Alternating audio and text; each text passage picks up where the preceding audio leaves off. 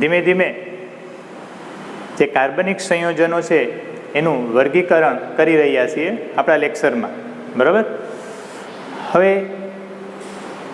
અત્યારે ઓનલાઈન રસાયણ વિજ્ઞાનના ઘણા બધા શિક્ષકો છે એ યુટ્યુબ ચેનલમાં વિડીયો મૂકે છે, તો તમારે જે ઇમ્પોર્ટન્ટ નોટ્સ હોય છે એ બધા શિક્ષકો જે લેક્ચર મૂકે છે એમાંથી બનાવતી જવી.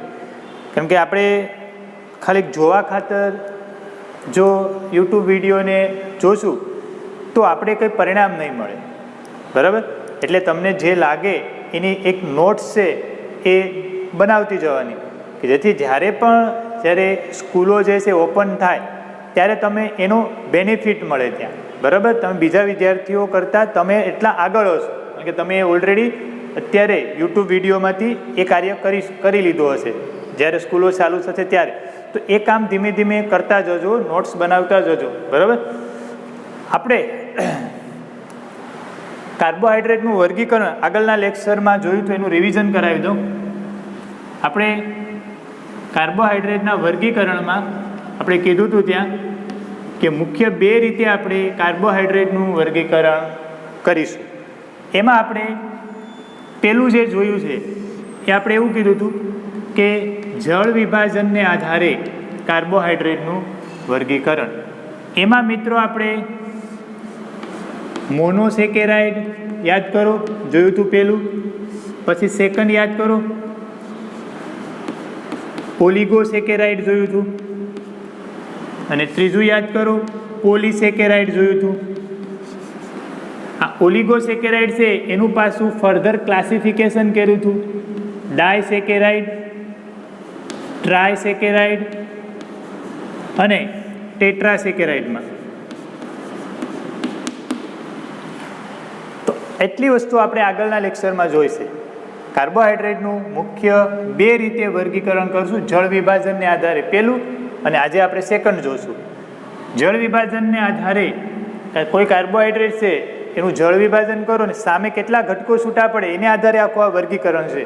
મોનોસેકેરાઇડ, ઓલિગોસેકેરાઇડ, પોલીસેકેરાઇડ, ઓલિગોસેકેરાઇડના પાછા 3, ડાય, ટ્રાય ને ટેટ્રા. આજે આપણે જોઈએ સેકન્ડ.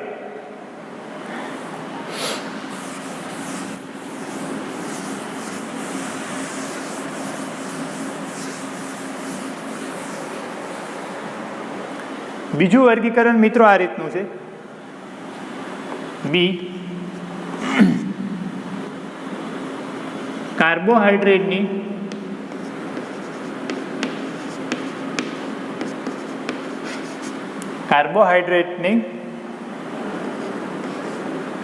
રિડક્શન કરવાની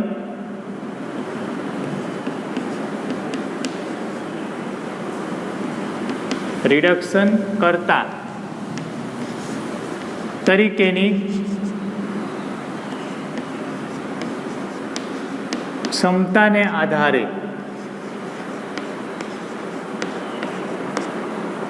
વર્ગીકરણ. કાર્બોહાઈડ્રેટની રિડક્શન કરતા તરીકેની ક્ષમતાને આધારે વર્ગીકરણ, બરાબર.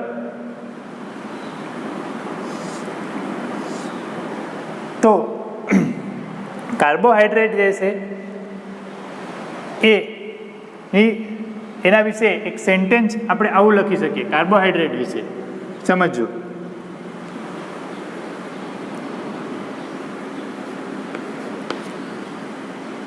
કાર્બોહાઈડ્રેટ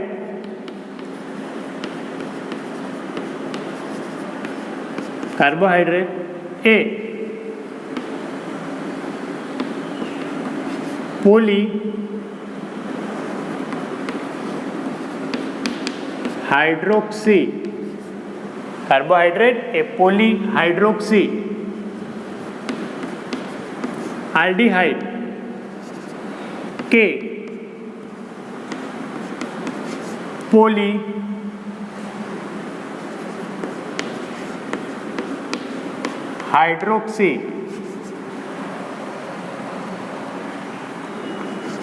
કીટોન છે. ખાસ યાદ રાખજો આ સેન્ટેન્સ. કાર્બોહાઈડ્રેટ એ પોલીહાઇડ્રોક્સી, હાઇડ્રોક્સી એટલે OH સમૂહ, પોલી એટલે ઘણા બધા, એટલે કાર્બોહાઈડ્રેટમાં ઘણા બધા હાઇડ્રોક્સિલ સમૂહ આવેલા હોય, ક્રિયાશીલ સમૂહ આલ્ડીહાઇડ હોય, અથવા હાઇડ્રોક્સિલ એટલે OS,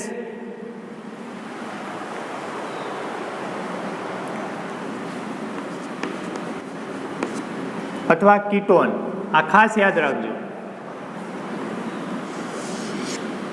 કાર્બોહાઈડ્રેટ છે એમાં મુખ્ય ક્રિયાશીલ સમૂહ કેવો હોય? આલ્ડીહાઇડ અથવા તો કીટોન. આલ્ડીહાઇડ અથવા તો કીટોન આ ક્રિયાશીલ સમૂહ છે. એની રિડક્શન કરતા તરીકેની ક્ષમતા કેવી છે એને આધારે આપણે વર્ગીકરણ કરશું. કાર્બોહાઈડ્રેટ એ વારંવાર એટલે બોલું છું કે યાદ રાખજો એ પોલીહાઇડ્રોક્સિલ આલ્ડીહાઇડ કે પોલીહાઇડ્રોક્સી કીટોન છે. દાખલા તરીકે હું આલ્ડીહાઇડ લખું, ફોર એક્ઝામ્પલ એક કાર્બોહાઈડ્રેટ લખું ગ્લુકોઝ, તો આનું આણ્વીય સૂત્ર આ રીતનું છે, CHOCSOS 4 times CH2OS. સામાન્ય રીતે આ રીતે દર્શાવે. તો આમાં તમે હાઇડ્રોક્સિલ સમૂહ જો OS સમૂહ એની સંખ્યા ઘણી છે, 4, બરાબર. એટલે પોલીહાઇડ્રોક્સિલ આલ્ડીહાઇડ આમાં ક્રિયાશીલ સમૂહ કયો છે? આલ્ડીહાઇડ. એક પ્રકારનો કાર્બોહાઈડ્રેટ છે, બરાબર, કે જેને આપણે પોલીહાઇડ્રોક્સિલ આલ્ડીહાઇડ કહી શકીએ, બરાબર. તો આવી રીતના કાર્બોહાઈડ્રેટ અણુઓ આવેલા હોય કે જેમાં આલ્ડીહાઇડ અને કીટોન જે છે એ ક્રિયાશીલ સમૂહ હોય છે. તો આપણે અહીંયા હું તમારી સમક્ષ એક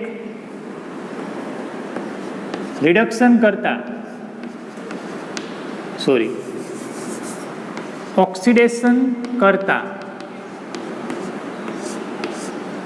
જે ઓક્સિડેશન કરતા જે છે પ્રક્રિયક અહીંયા હું લખું છું. 2 પ્રક્રિયક અહીંયા હું લખીશ. પેલો જે છે એ છે ટોલેન્સ પ્રક્રિયક. તો ટોલેન્સ પ્રક્રિયક કોને કહેવાય? તો કે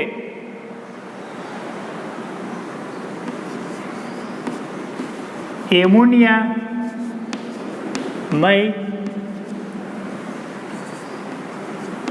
સિલ્વર નાઇટ્રેટના તાજા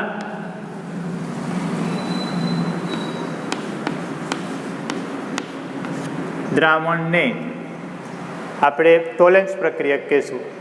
એમોનિયામય સિલ્વર નાઇટ્રેટ એનું જે તાજું બનાવેલ દ્રાવણ છે એ બેઝિક હશે, એને આપણે ટોલેન્સ પ્રક્રિયક કહીશું. તમે પ્રયોગશાળામાં વધુ ડિટેલમાં જોશો ટોલેન્સ પ્રક્રિયક. અત્યારે તમારે જસ્ટ યાદ રાખવાનું છે કે ટોલેન્સ પ્રક્રિયક એ નામ યાદ રાખી લેવાનું છે.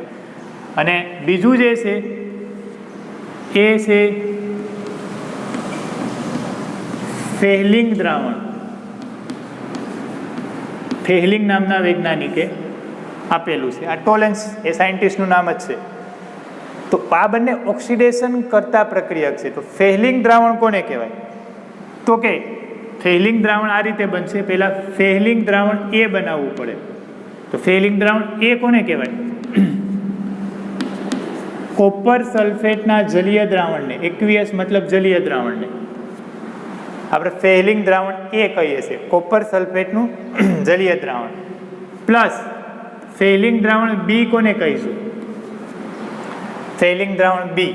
તો કે ફેહલિંગ દ્રાવણ બી છે એ આપણે આ રીતે કહીશું, બેઝિક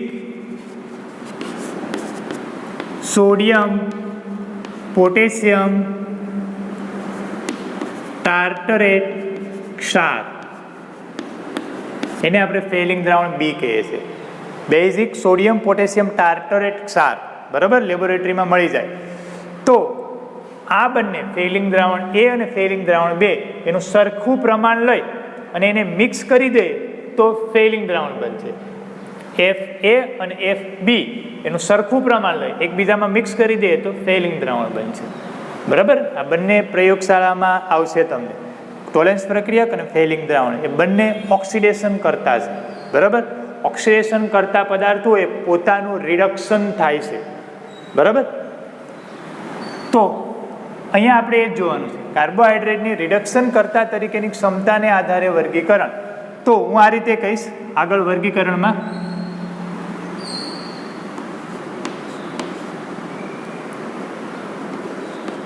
કાર્બોહાઈડ્રેટની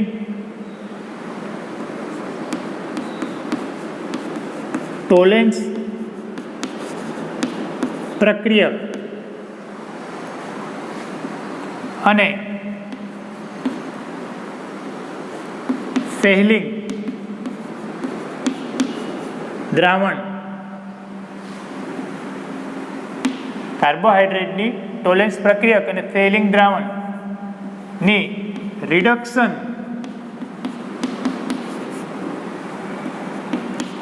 કરવાની ક્ષમતાને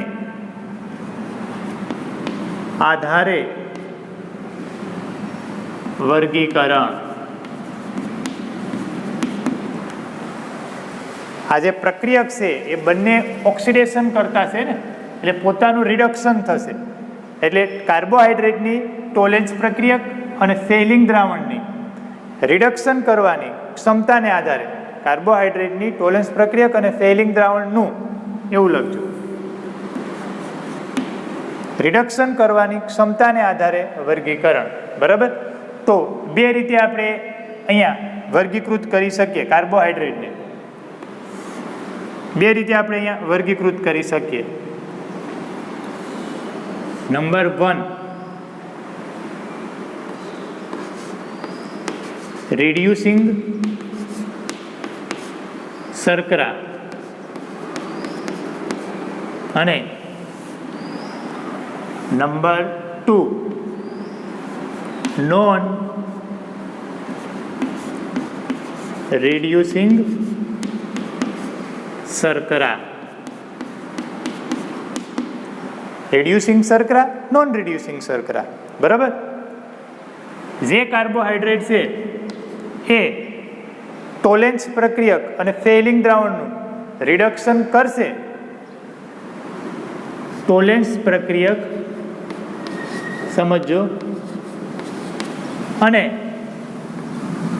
ફેહલિંગ દ્રાવણ નું રિડક્શન કરે. જે કાર્બોહાઈડ્રેટ ટોલેન્સ પ્રક્રિયક છે આપણો અને જે ફેહલિંગ દ્રાવણ છે એનું રિડક્શન કરે તેને આપણે શું કહીશું? રિડ્યુસિંગ શર્કરા. અને જે આપણો કાર્બોહાઈડ્રેટ છે એ ટોલેન્સ પ્રક્રિયક અને ફેહલિંગ દ્રાવણનું રિડક્શન ન કરે તેને શું કહેવાય? નોન રિડ્યુસિંગ શર્કરા. બરાબર. ઉદાહરણ તમે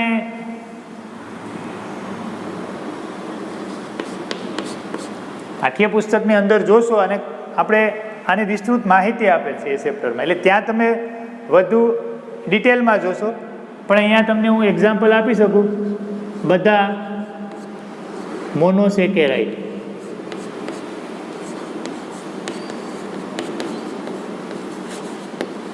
બધા જ મોનોસેકેરાઇડ છે એ રિડ્યુસિંગ શર્કરામાં આવે છે. અહીંયા તમે સુક્રોઝ આપી શકો, ડાયસેકેરાઇડ છે.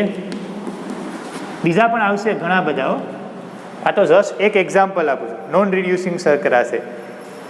તો સિમ્પલ વસ્તુ, કાર્બોહાઈડ્રેટની રિડક્શન કરતા તરીકેની ક્ષમતાને આધારે વર્ગીકરણ કરવું હોય તો તમારે બે પ્રક્રિયક યાદ રાખવાના છે. એક છે ટોલેન્સ પ્રક્રિયક અને એક છે ફેહલિંગ દ્રાવણ. બરાબર. એ બંને ઓક્સિડેશન કરતા છે, પોતાનું રિડક્શન થશે. એટલે જે કાર્બોહાઈડ્રેટ આ જે બંને પ્રક્રિયક છે એનું રિડક્શન કરે તો એવા કાર્બોહાઈડ્રેટને રિડ્યુસિંગ શર્કરા કહેવાય. શર્કરા એટલે સેકેરાઇડ, રિડ્યુસિંગ સેકેરાઇડ એવું પણ કહી શકો. અને જે કાર્બોહાઈડ્રેટ આ બંનેનું રિડક્શન ન કરે, તમને ખબર પડશે થિયરીમાં કે આ કાર્બોહાઈડ્રેટ છે એ કઈ રીતે આનું રિડક્શન નથી કરી શકતો, પેલો શું કામ કરી શકે, એ બધું તમે ડિટેલમાં જોવાના છે. અત્યારે તમારે જસ્ટ ક્લાસિફિકેશન સમજવાનું છે એટલે ક્લાસિફિકેશનના અંદાજમાં આ રીતે સમજજો. એટલે અને જે કાર્બોહાઈડ્રેટ છે આ બંને જે પ્રક્રિયક છે એનું રિડક્શન ન કરે તો શું કહેવાય? નોન રિડ્યુસિંગ શર્કરા. તો મુખ્ય બે રીતે કાર્બોહાઈડ્રેટને વર્ગીકૃત કરી શકાય. નંબર 1 જળ વિભાજનને આધારે, નંબર 2 રિડક્શન કરતા તરીકેની ક્ષમતાને આધારે. નંબર 1 જળ વિભાજનને આધારે, નંબર 2 રિડક્શન કરતા તરીકેની ક્ષમતાને આધારે.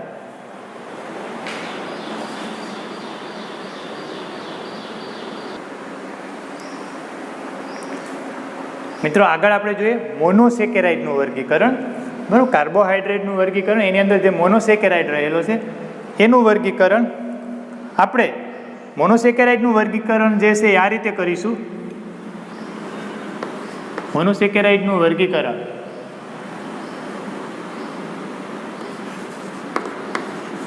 ક્રિયાશીલ સમૂહના પ્રકાર અને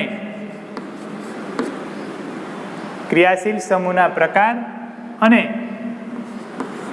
કાર્બનની સંખ્યાને આધારે વર્ગીકરણ. એક જ વર્ગીકરણ છે. ક્રિયાશીલ સમૂહના પ્રકાર અને કાર્બનની સંખ્યા, બે યાદ રાખજો. ક્રિયાશીલ સમૂહના પ્રકાર અને કાર્બનની સંખ્યા એને આધારે મોનોસેકેરાઇડનું વર્ગીકરણ. હવે એકદમ સિમ્પલ વસ્તુ છે કે કાર્બોહાઈડ્રેટ છે એમાં ક્રિયાશીલ સમૂહ તો બે પ્રકારના હોય. એ આગળ જોયું છે. કાં તો આલ્ડીહાઇડ હોય, અધરવાઇઝ કીટોન હોય. બેમાંથી એક હોય, આલ્ડીહાઇડ અથવા તો કીટોન. તો આપણે એ રીતે આનું વર્ગીકરણ કરીએ તો મુખ્ય બે પોર્શન પાડી નાખીએ આમાં.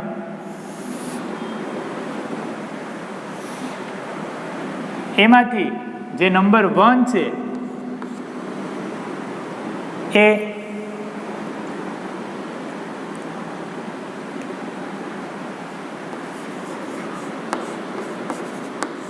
આલ્ડોઝ મોનોસેકેરાઇડ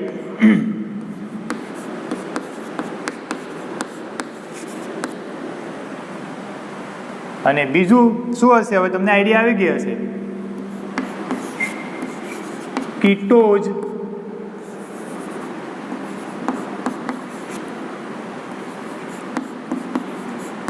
મોનોસેકેરાઇડ.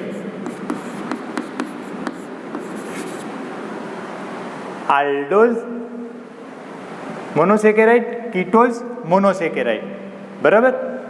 તો આલ્ડોઝ મોનોસેકેરાઇડ કોને કહેવાય? કે જેમાં CSO ક્રિયાશીલ સમૂહ આવેલો હોય, આલ્ડીહાઇડ ક્રિયાશીલ સમૂહ આવેલો હોય એવા મોનોસેકેરાઇડને આલ્ડોઝ પૂર્વક લગાડો. આલ્ડોઝ એ આલ્ડીહાઇડ માટે છે, સમજો. જેમાં આલ્ડીહાઇડ ક્રિયાશીલ સમૂહ આવેલો હોય ને આલ્ડોઝ મોનોસેકેરાઇડ કહેવાય. અને જેમાં CO ક્રિયાશીલ સમૂહ આવેલો હોય એને આપણે શું કહીશું? કીટોઝ. અને કીટોન ક્રિયાશીલ સમૂહ કહેવાય CO એટલે. તો કીટોઝ મોનોસેકેરાઇડ, આલ્ડોઝ મોનોસેકેરાઇડ. કોઈ ડિફિકલ્ટી નથી. બરાબર. હવે આ થયું ક્રિયાશીલ સમૂહના પ્રકારને આધારે. બરાબર. હવે જે પાછું આલ્ડોઝ મોનોસેકેરાઇડ છે એ આવા હોઈ શકે.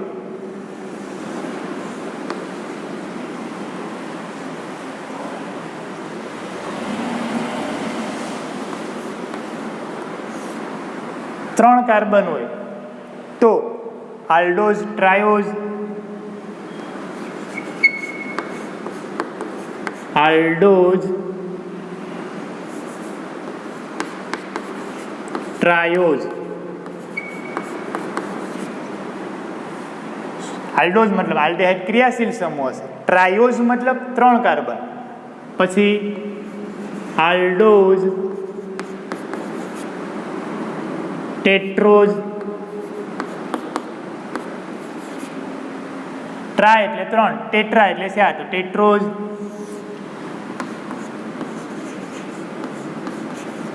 આલ્ડોઝ, પેન્ટોઝ, એવી રીતે આગળ આલ્ડો, હેક્સોઝ, આલ્ડો પણ બોલી શકો, આલ્ડો ટ્રાયોઝ, આલ્ડો ટેટ્રોઝ, આલ્ડો પેન્ટોઝ, આલ્ડો હેક્સોઝ, આલ્ડો હેપ્ટોઝ, હેપ્ટોઝ એટલે 7. આપણે કીધું છું કે મોનોસેકેરાઇડ જે છે એમાં 3 કાર્બનથી 7 કાર્બન સુધી હોઈ શકે, બરાબર. તો કાર્બનની સંખ્યા 3 હોય તો પાછળ શું બોલવાનું? ટ્રાયોઝ. કાર્બનની સંખ્યા 4 હોય તો ટેટ્રોઝ. કાર્બનની સંખ્યા 5 હોય પેન્ટોઝ. કાર્બનની સંખ્યા 6 હોય હેક્સોઝ. કાર્બનની સંખ્યા 7 હોય હેપ્ટોઝ. આગળ આલ્ડો બોલ નાખવાનું. આલ્ડો ટ્રાયોઝ, આલ્ડો ટેટ્રોઝ, આલ્ડો પેન્ટોઝ, આલ્ડો હેક્સોઝ, આલ્ડો હેપ્ટોઝ. દાખલા તરીકે ફોર એક્ઝામ્પલ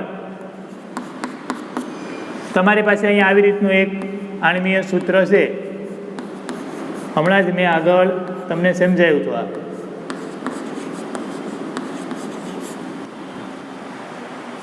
જો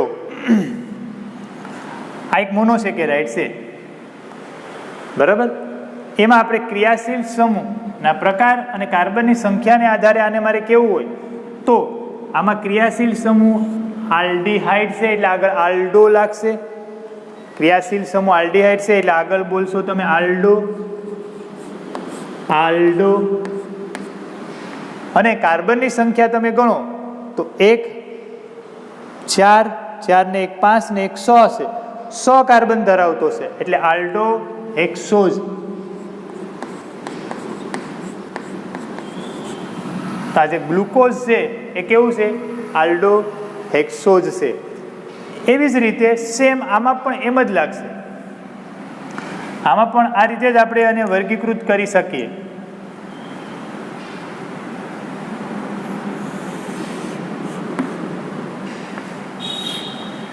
કે કીટોન ક્રિયાશીલ સમૂહ હોય, 3 કાર્બન હોય તો કીટો ટ્રાયોઝ, કીટો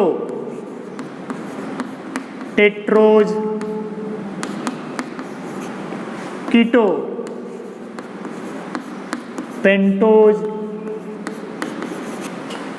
કીટો હેક્સોઝ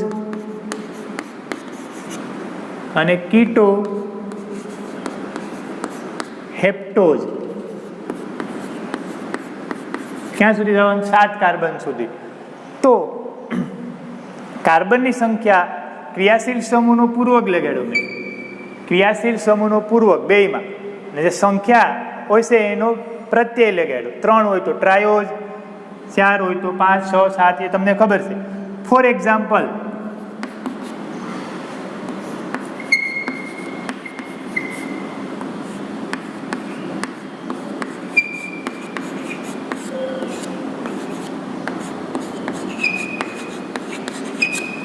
આવી રીતનું એક કાર્બોહાઈડ્રેટ છે, મોનોસેકેરાઇડ છે. આમાં પણ 6 કાર્બન છે. 1 2 3 છે. 3 ને 2 5 ને 1 6. ઉપર CH2OH, નીચે CH2OH. અહીંયા CO સમૂહ છે, બરાબર. તો આને આ જે છે એ કીટોન છે. કીટોન, કીટોનનું સૂત્ર છે આ. તો કીટોનમાં મિત્રો કયો ક્રિયાશીલ સમૂહ છે? CO. તો પૂર્વક શું લગાડશો? કીટો. અને ટોટલ 6 કાર્બન છે તો કીટો હેક્સોઝ. એટલે ફ્રુક્ટોઝ છે, સોરી, આ ફ્રુક્ટોઝ. એટલે ફ્રુક્ટોઝ આ ગ્લુકોઝ હતો. ફ્રુક્ટોઝ એ કેવું છે? કીટો હેક્સોઝ છે. જે ગ્લુકોઝ છે એ કેવું છે? આલ્ડો હેક્સોઝ છે. કારણ કે આમાં કીટોન ક્રિયાશીલ સમૂહ છે ને એમાં આલ્ડોન આલ્ડીહાઇડ છે. તો એકદમ સિમ્પલ મોનોસેકેરાઇડનું વર્ગીકરણ ક્રિયાશીલ સમૂહ અને કાર્બનની સંખ્યાને આધારે. ક્રિયાશીલ સમૂહનો પૂર્વક લગાડવાનો, કાંક તો આલ્ડો કાંક તો કીટો. આલ્ડીહાઇડ હોય તો આલ્ડો, કીટોન હોય તો કીટો. અને જે કાર્બનની સંખ્યા હોય એને આધારે પછી પાછળ પ્રત્યય લગાડવાનો. 3 હોય તો ટ્રાયોઝ, 4 હોય તો ટેટ્રોઝ, 5 હોય તો પેન્ટોઝ, 6 હોય તો હેક્સોઝ, 7 હોય તો હેપ્ટોઝ. તો આ એક મોનોસેકેરાઇડનું એક વર્ગીકરણ છું, એ પણ તમે ધ્યાનમાં રાખજો.